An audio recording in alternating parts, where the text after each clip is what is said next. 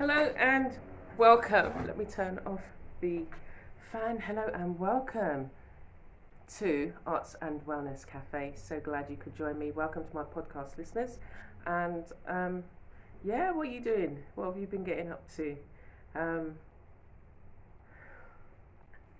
did say before, like when you asked me that, or I asked myself, hey, what have you been getting up to? Well, I did that last week, didn't I? I've been doing a number of things. More recently, there's going to be an exhibition, African Heritage. It's going to be an online exhibition organised by Artist Alliance Barbados, and it's going to be on bajanart.com. So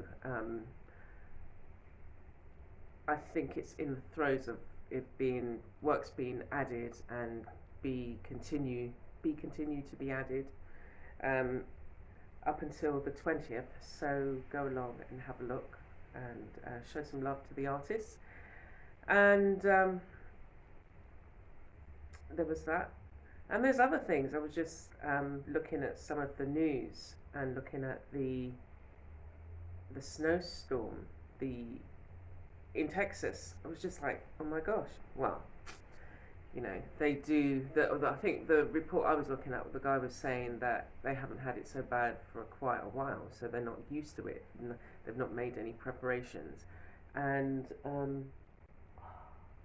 what have I done? They haven't made any preparations. So, like, really?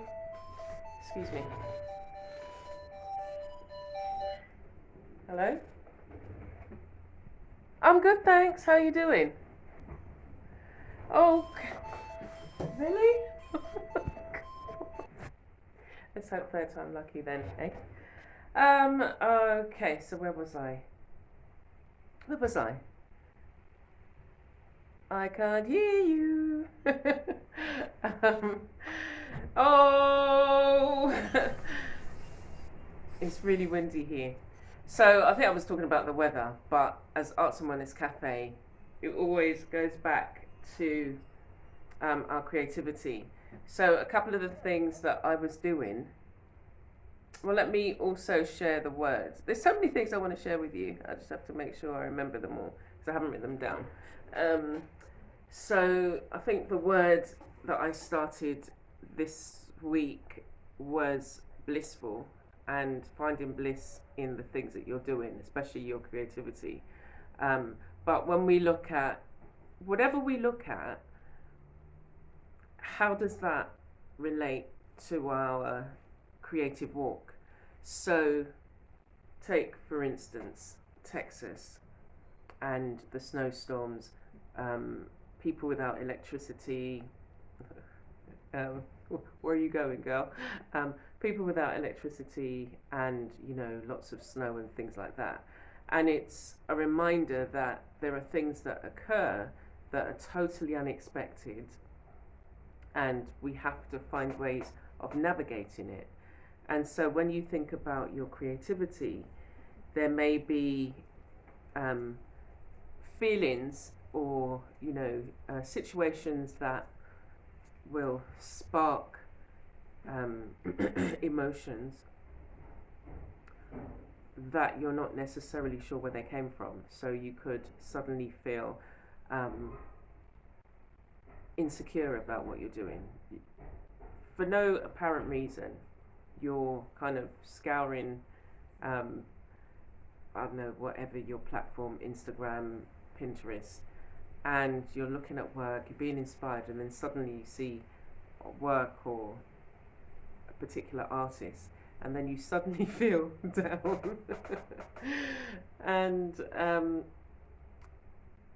this is a reminder that, and it's there's no comparison to the snowstorm and that feeling of feeling down, but it's looking at that unexpected, what would you do if I was imagining the cold, and I can't function in the cold. I really can't.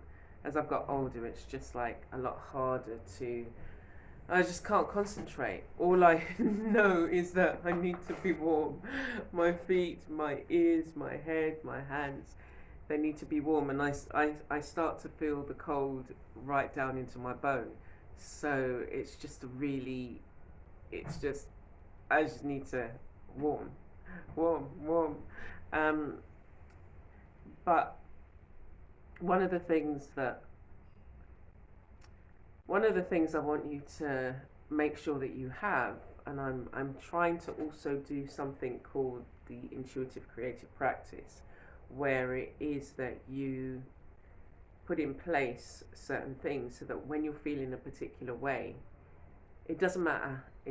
Um, it doesn't matter how you're feeling, but you have tools and strategies to enable you to move forward, not to get stuck, not to, like me, in the cold and be just like, oh my gosh, I just need to wrap up and just sleep because I'm so cold. Or I can't sleep because I'm so cold. Do you know what? I can't sleep if my feet are cold. So weird. And I've woken up out of my sleep with my feet being cold and not being able to get back to sleep until I've gone and got either some socks or wrapped myself in my, I've got this, it's like this velvety blanket that I envelop myself in and just like, oh, okay, there we go. Anyway,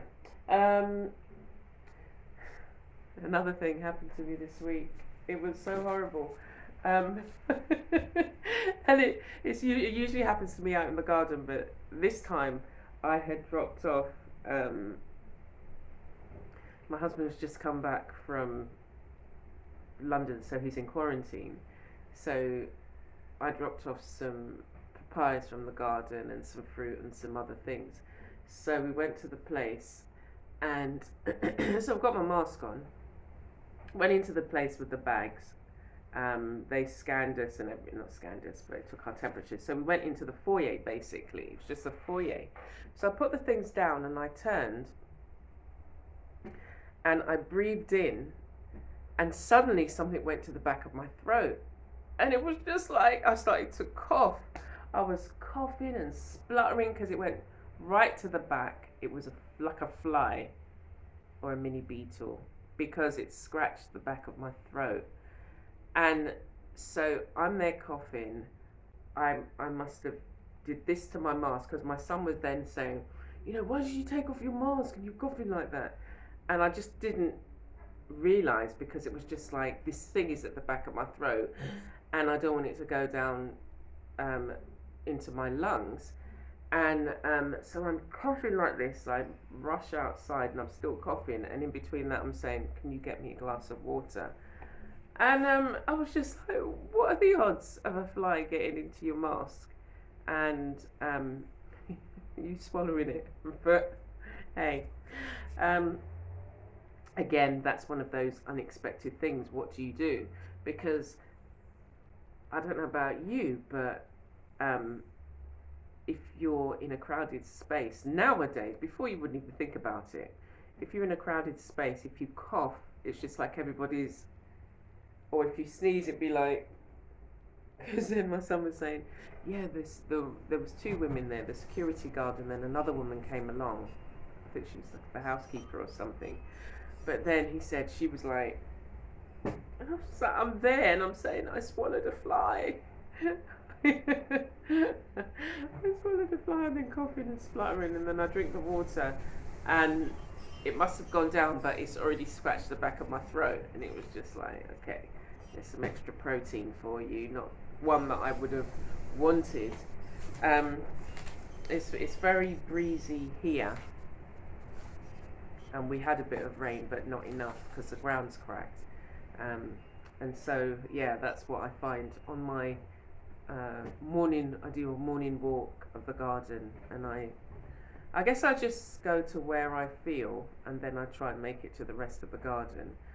But I work on different things and look at different plants just to see how they're doing and whether there are any issues that may arise, if, like, you know, it may be an infestation of, you know, some bug or pest, or like today it was the carambola, the five-fingered fruit, and it's the leaves are dropping, and I think it is the dryness of the soil, so I have to just keep an eye on it, because it was doing so well, it was flourishing, you know, in the rainy season, but as it's getting drier, like as I say, the ground, which is heavy clay soil, is cracking. And so even in all of that I've just talked about, where do you find your bliss? We know that art and creativity has a positive benefit to your health and well-being. It can impact on your life. And so you need to make sure that you're doing something,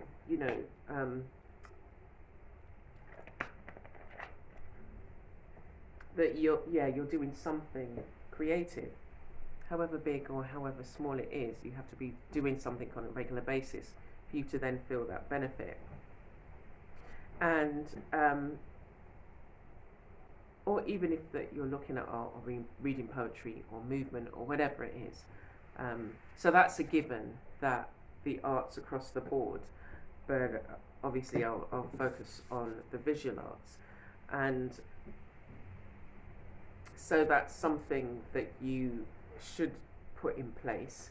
A lot of these colouring books became very popular because that helped people find stillness, and it is to look at everything that you do in your creative space and see where it is that you can have that moment's meditation, that moment's kind of insightfulness where you just sit back and you take it in, that you're not always on this production line. And I think that's where I was, because I shared on my Patreon page some of the stitching, and I think I said something like, and I think I probably shared this anyway, that when I do the stitches, I want to then have a project that I do that incorporates the stitches. And one of my patrons said, it is funny how people get different things from the same thing, but for her, she was going to do the opposite, and just enjoy doing the stitches. Not the stitches, just enjoy doing what her 100-day project was. And I thought to myself, do you know what? Everything was always, right, there has to be a finished product, or there has to be this thing where it's a course, it's a this or that, or as I say, a finished product. I never thought of just enjoying it. Just enjoy the stitches. Just do them for yourself. You don't necessarily have to, I'm sharing them on Instagram, but I don't necessarily have to then do a course, write a book, sing a song and a dance out the whole thing. And so that was, for me, that was an insight that I thought, I might try that. I mean, I still am drawn to, when I learn new skills, I'm still drawn to doing something in my own style with them. So whilst I'm doing these stitches, I still like doing faces. So it's then experimenting with the thread, the needle, to create faces and use the stitches. So that is, I guess, something that is now ingrained in me, that I do automatically, but I have to remind myself that there doesn't have to be a finished product for somebody else. This is for you. And if you want to do it for yourself, this finished product, then that's different from saying, okay, I've got to think about packaging and this, and whatever. And so that was a really good insight that helped me not take this thing that I was trying to learn and enjoy the process and make it something that became stressful. And so remembering again where the bliss is in that. The bliss is, taking the thread, enjoying the colours. The colours are so vibrant. Thinking about the stitch. Thinking about where you are before you learn the stitch, and then where you end up afterwards. And the bit in between, and the feeling of some of my stitches are just like... and I have to remind myself that I'm still learning. It's just like, it's not going to be perfect. It's not going to be, there's this lady that does these little kind of scenes with thread stitched, like it could be a sofa and a lampshade and the window and the wallpaper or a rug, and they're beautiful. And it's just like, you don't have to be like that. Just learn the stitches, just share the stitches that you're learning and be happy with that. So that's something I also wanted you to maybe, it might not necessarily be something that you do, but it's something that you kind of think about. The other thing for me is about my space and creating space and working on different things. So I do love working on different things, and I allow myself space to say, okay, what do you feel like doing? But often they are vastly different things from day to day. And then sometimes I carry on that theme throughout the day. So I'm trying to become more organized in my space and have, okay, well, this is a project that I'm working on. If I put it down, when I go back to it, I know where I left off and what I was thinking within that project. So it really is just navigating this space, and I've got a space upstairs, but I can only put storage up there because we have a leak. I have to put things in the plastic boxes, but it's really to think about, well, okay, we're in 2021. What do you want your space to feel like? 2020 just seemed to go so quickly, and we've had so many changes externally in the outside world. But what do you want to go? What do you want to go on? I mean, part of me is thinking, I need storage space. But it might just be that I need to get rid of some stuff, or get rid of some stuff, or maybe just rearrange it. Maybe I'm not stacking things as they need to be stacked, and as I say, kind of making sure that I know what I want to do with it. So that's something that I have to think about. And again, just allow myself room to be able to enjoy the things that I'm doing, and also work on the things that I want to do, but then also work on the things that I didn't feel I had time for. And 1 year, 2 year, 3 year, 4 years later, you're still looking at things that you think, oh yeah, I really want to get to you. So it's really kind of just reminding myself who I am, where I am, and what I'm doing, where I want to go, and enjoying all the different processes along the way, and being confident and comfortable in what I do, in myself, but also finding those pockets of peace where I can just sit and take it all in and just reflect and gather insights into the way I work, and gather insights into my journey and the story that I'm sharing or I'm telling about things, my experience, or just stories that come through the work. So I've got a couple of pieces of art, and I'll show you one. I showed because they're still not finished, but on my Instagram I shared a supply. It's liquid wax, water soluble liquid wax, and I've got 6 little pots, and the company discontinued it in 2013, so I would have brought them around that time, if not earlier, and I just hadn't used them. So you're saying that's like 8 years you've had these, and the lids were actually sealed shut, and I was surprised to see that luckily there was still the paint in them. Now I find the paint really rich. It's supposed to be it's a cross between all of them in terms of you can get texture like acrylic, and I'm still learning in terms of using it, the richness of oils, It's water soluble, so you can get a watercolory, I know that's not a word, watercolory effect. And so I'm just playing with it, and I did this, and I've just been playing with it today, and I've just got some more playing to do. It's just I do love the symbols and the marks on my pieces, and yeah, so I did that one, and these are all the colours, you know, the red, orange, green, and it's like a tan kind of colour, or a yeah, it's a tan. Let me see if I can get from here. It's an ochre, golden ochre, yeah. So yeah, just been playing with that, been playing in an art journal. I've got tons of art journals sitting to my right. So here's one of the latest that I've made, and it's from, those of you who've been to Barbados, there's a little book called The Ins and Outs, and I've stuck some of the pages together, and it's a nice little chunky little book. So I'm going to also be doing,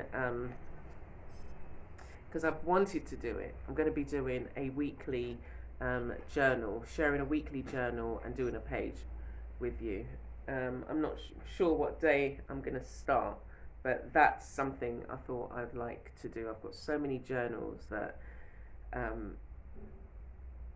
yeah, I want to share some with you, and also share how I would approach working in that journal, depending on how I feel, looking at some of my supplies. And this is a great way to be able to bring out some supplies that you haven't used in a long time. And I'm thinking of some, what are they called again? Oh my gosh, I can't even remember what they're called. But they were all the rage at one point. I can't remember. Anyway, but I'll share them with you. But they were really expensive. They're expensive. They were all the rage on, and they're Faber-Castell. 3, 2, 1, back in the room. So they're the Faber-Castell gelatos.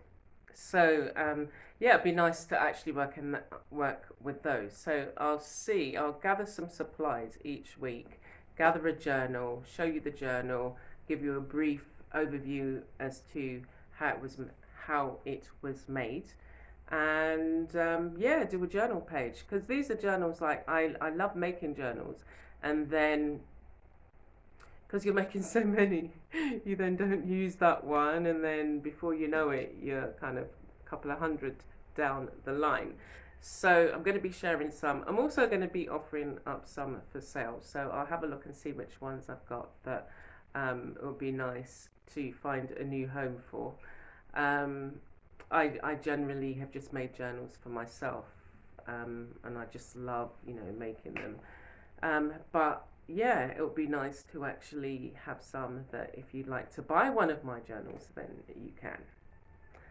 But if not, just come and join me as we look at a journal, like even something like this. So, you know, how do you recycle a book and turn it into a journal that you can then use and make your own and make some lovely memories in. So yeah, I'm thinking of wrapping it up there because it's quite a while. But what I want to do after this is do a little art. It might even be a journal. I might even show you a journal. We'll see. We'll just do a page. I'll do an art page. Should we do? Should it be? Want to see a painted one or a stitched one? We'll see. Probably be a painted one, unless I've got a stitched one already raring to go for you. Anyway, so I want you to think about the word continuing for the rest of the week. We are going to be on the lockdown for the weekend, so from 7 p.m. on Friday night to 6 a.m. Monday morning, everybody has to stay in the confines of their home. However big, you know, obviously if you've got a garden, then it's you know, it's okay, and it's you can get out and stretch your legs a bit more. So just be, again, thinking about these words wherever you are. It's then helping you think about your creativity and how you can respond to the circumstances or situation using your creativity to help you do that.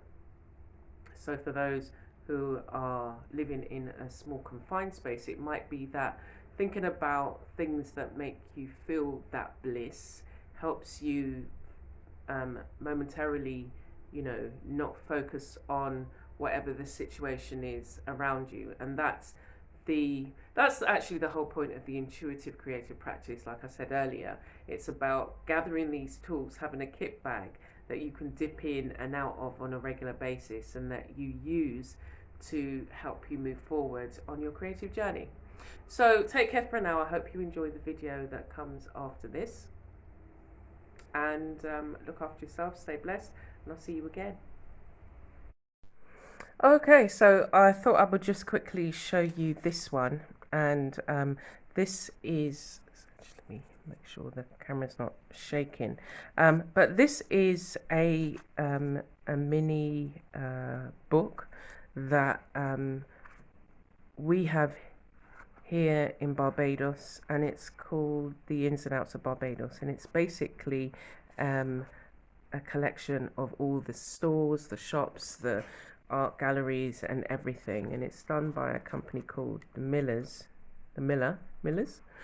and so every year they produce this little book for tourists, and it's useful for locals as well if you've to kind of, it's got some little maps in there and restaurant guides and things like that. So I'm recycling this because every year when we used to come here, every year I used to pick up one of these books, and obviously it's just for that year because information gets updated. So let me show you what I've done. I've covered the front with some brown paper, as you can see, and I've left everything so that you can see for yourself. So this actual paper was something that I was using for batik, and what you can see is where I've put the brown paper and ironed it. This has been transferred onto the brown paper.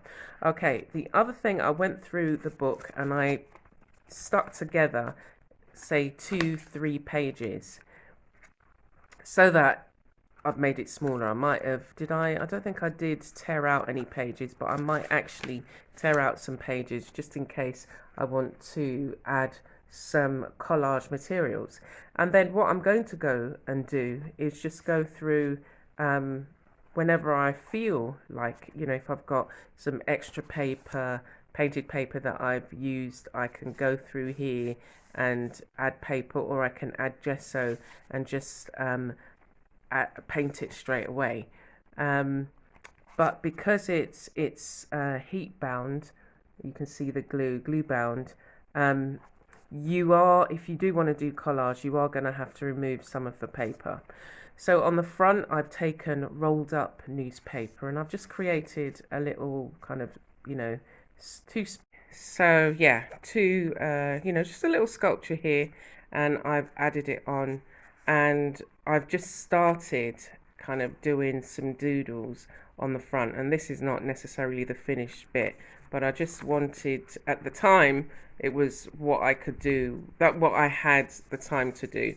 So that's the mini journal, and next time I'm going to share with you another journal and what I'm going to potentially do with that page, and it'll probably be linked with the Arts and Wellness word for the week. So we'll just keep a theme going there, and we're going to be working in new journals. So I hope that you've enjoyed that, and look forward to hearing from you.